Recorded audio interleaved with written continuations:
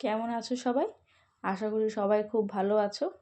তো দেখো, শীতের আমেজে যেটা আমাদের সবার প্রিয় হচ্ছে পিঠে পুলি পায়েস, তাই তো?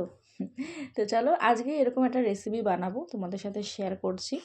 তো দেখো, 1 কেজি দুধ নিয়ে নিয়েছি, এখানে চালের গুঁড়ো নিয়ে নিয়েছি আমি 250 গ্রামের মতো, পাটালি গুড় নিয়ে নিয়েছি 150 গ্রামের মতো, আর গোবিন্দভোগ চালটা নিয়েছি আমি 100 গ্রামের মতো।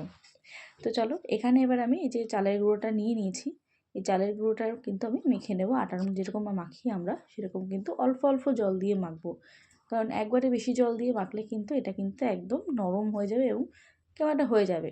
তো এটাকে এরকমভাবে তোমরা মাখবে। দেখো, দেখতেই পারছো সুন্দর একটা বেশ করেছি। এর চেয়ে বেশি কিন্তু জল তোমরা দেবে না, এই জন্য বললাম অল্প অল্প করে মাখবে, একটু ভালো করে মাখবে যাতে জিনিসটা নরম হয়। চলো, এটাকে আমি রেস্ট দিচ্ছি। এবার গ্যাসের মধ্যে আমি একটু কড়াই বসিয়ে দিয়ে জল গরম করতে দেব। আর এখানে দেখো, দুধটা আমি কেটে দিয়েছি, কেটে এটা আমি বসিয়ে দেব উনানে, যাতে দুধটা ফুটতে থাকুক আর আমার এদিকে যেটা বানাবো আমি সেটাও হতে থাকবে আস্তে আস্তে। তো তোমাদের আশা করি এটা অবশ্যই বানিয়ে খাবে, দেখবে খুব ভালো লাগে খেতে, এবং আমাকে অবশ্যই কিন্তু জানাবে। একদম সহজ পদ্ধতিতে এটা বানাতে হয় এবং ভালোও লাগে খেতে। আর বিশেষ করে তো শীতকালে এই পিঠে পুলি মানে বাসি করে খেলেই কিন্তু খুব ভাল লাগে। তো দেখো, আমি এখানে ছোট ছোট করে গুলি করে গোল করে একটু চ্যাপ্টা করে নিচ্ছি। তোমরা এরকম করতে পারো, বা কেউ অনেকে মুখ বানিয়ে দেয়, যে যেরকম অনেকে অনেক রকমভাবে বানিয়ে এটা দেয়, বেশ মজাদার লাগে এটা খেতে। তো যাই হোক, দেখো আমি ছোট ছোট করে বানিয়ে নিচ্ছি, তোমরাও এরকমভাবে বানিয়ে নিতে পারো। এবারে এটাকে আমি জলের মধ্যে সেদ্ধ দিতে দেবো। এই দেখো, জলটা আমার বেশ ফুটেই গেছে, এর মধ্যে আমি একটা একটা করে ছাড়বো, কারণ বেশ সব কটা যদি একসাথে তোমরা ছাড়ো তো একটার সাথে একটা লেগে যাবে এবং কিন্তু ভাল লাগবে না।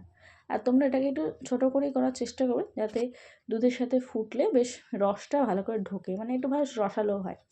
দেখো, আমার এখানে সেদ্ধ হয়ে গেছে, এদিকে দুধটাও ফুটে গেছে। তো এটার মধ্যে দেখো, আমি চালটা ধুয়ে রেডি করে রেখেছিলাম, তো চালটা আমি দিয়ে দেবো। এবার এটাকে বেশ ভালো করে আমি ফোটাবো। তার কিছুক্ষণ পরেই দেখো, গুড় দিয়ে দিলাম এখানে। গুড়টা দিয়ে কিন্তু আমরা বেশ সুন্দর করে একটু নেড়ে চেড়ে দেবো, যাতে গুড়টা গলে গিয়ে বেশ ভালো করে মিশে যায়।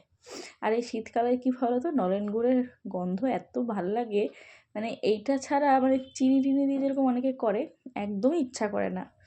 তো দেখো, আমি এখানে আস্তে আস্তে এইগুলো যেগুলো বানিয়ে রেখেছিলাম, এগুলোর একটা মজাদার নাম আছে, কী বলতো, আমি বলি পার্সোনালি গাব বিচি বলে, অনেকে দইলা বলে, যে যেরকম এক একটা নাম দেয়।